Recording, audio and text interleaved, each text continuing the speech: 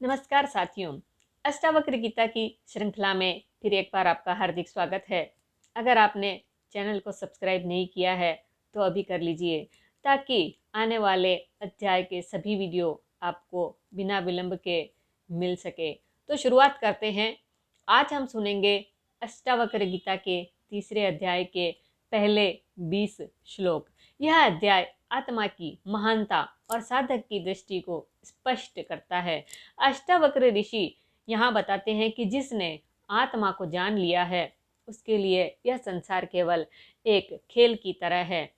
श्लोक 1 से 5 का भावार्थ समझ लेते हैं। अष्टावक्र कहते हैं, जिसने आत्मा को पहचान लिया है उसके लिए यह संसार किसी स्वप्न की तरह है।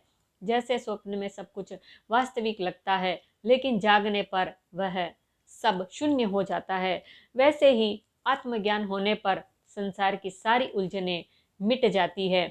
अर्थात आत्मज्ञानी व्यक्ति को न तो किसी बात का भय रहता है और न ही किसी वस्तु का मोह। वह जान लेता है कि जो कुछ भी बदल रहा है वह वास्तविक नहीं हो सकता। सत्य केवल वही है जो अचल और नित्य है, और वह आत्मा है। श्लोक 6 से 10 का भावार्थ समझ लेते हैं।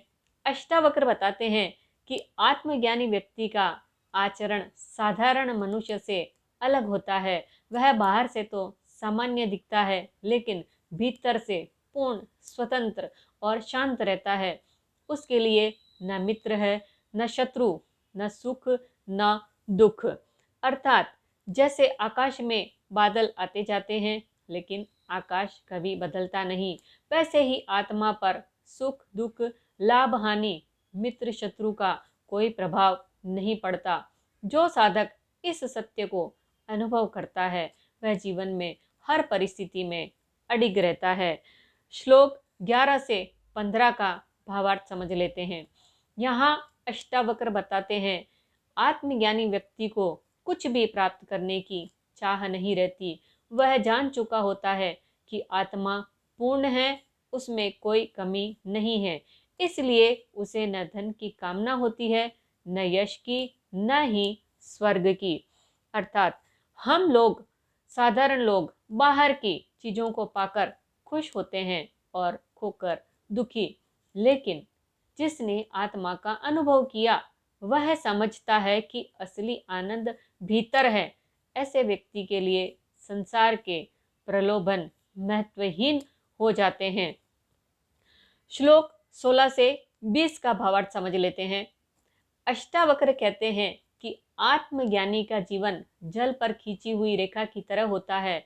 वह संसार में रहता है, लेकिन संसार का हिस्सा नहीं बनता। उसका मन न कहीं अटका होता है और न ही किसी चीज में बंधा। वह सदा मुक्त और प्रसन्न रहता है।